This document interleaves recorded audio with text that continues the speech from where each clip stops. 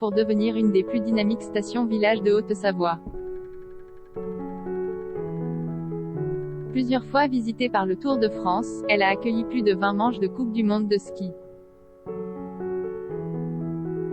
Mais la bourgade alpestre a su aussi rester typiquement montagnarde, avec ses fermes pittoresques, ses vieux masos et son église Sainte-Foy au clocher à bulbe.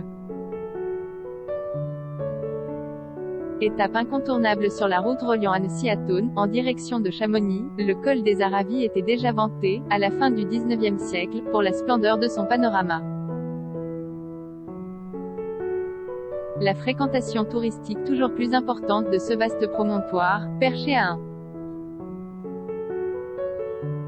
486 mètres, a été une aubaine pour la Clusaz.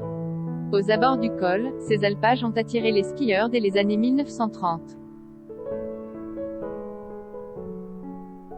Dans les décennies qui ont suivi, les équipements de montagne installés par quelques locaux visionnaires ont confirmé la tendance. Puis à partir des années 1970, la municipalité s'est à son tour lancée dans l'aventure des sports d'hiver en organisant la desserte des massifs et en intégrant habilement télésièges, télécabines et parkings au paysage. La culture de la glisse aujourd'hui, grâce à la neige de culture, la saison de ski s'étire de début décembre à fin avril sur ce domaine à taille humaine. Valable sur la station voisine de Manigot, le forfait donne accès à 49 remontées mécaniques et 211 km de piste, pour partager le terrain de jeu des sportifs locaux. La petite société traditionnelle de la Clusaz a, en effet, accouché de nombreux surdoués. À chaque génération ses champions. En 1960, Guy Périlla fut le premier Cluse à se distinguer sur la scène internationale en décrochant le titre olympique du combiné le jour de ses 20 ans. L'année d'après, le quotidien sportif L'Équipe le désignait « champion des champions français ». Couvé au club des sports du village, Raphaël Monod et Edgar Gros-Piron placèrent à leur tour la station dans la lumière, en collectionnant les médailles en ski de boss.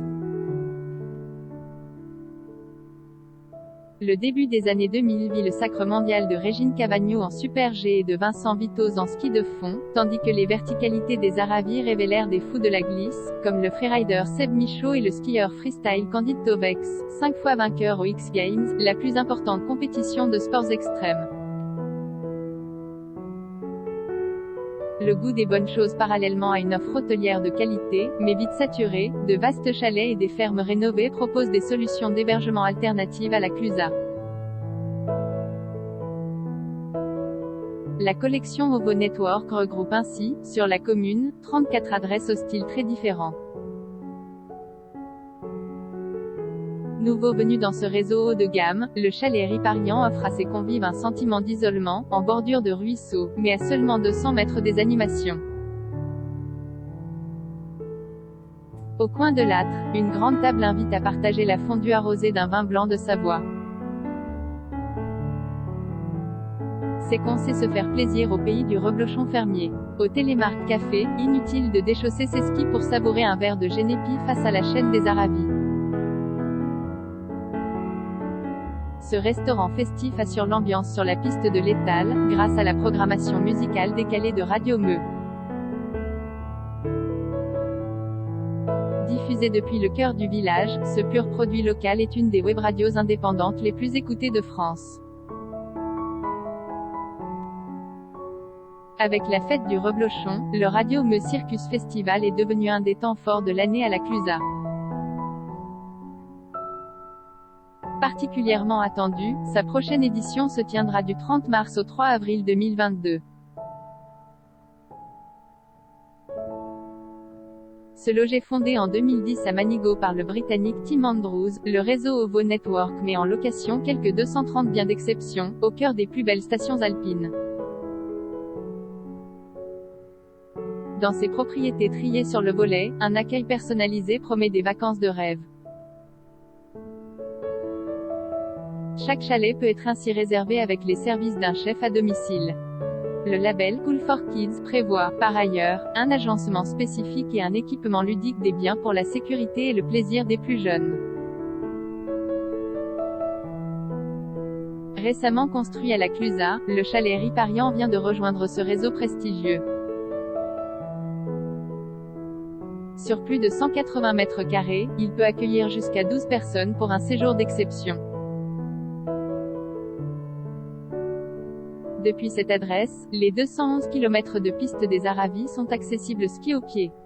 En plus des indispensables nécessaires à raclette et à fondue, la propriété est équipée d'armoires à ski chauffantes, d'un sauna et d'un jacuzzi extérieur avec vue sur le bas des pistes.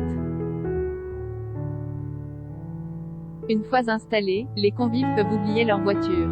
École de ski, restaurants, bars, commerces, cinéma et arrêts de bus ne sont qu'à quelques pas. Pause café. Il y a plusieurs raisons de s'arrêter à Logaraio.